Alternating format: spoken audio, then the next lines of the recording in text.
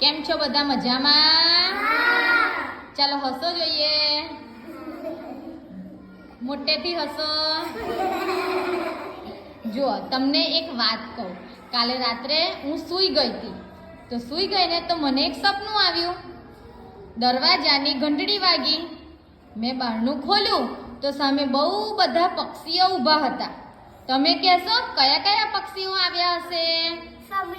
સમડી, મોર, સકરાબાજ,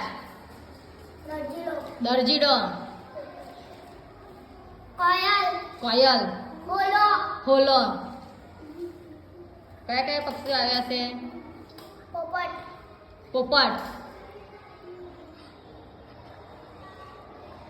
લક્કડખોદ, દરજીડો, સુગરી, ચકલી, ઘુવડ,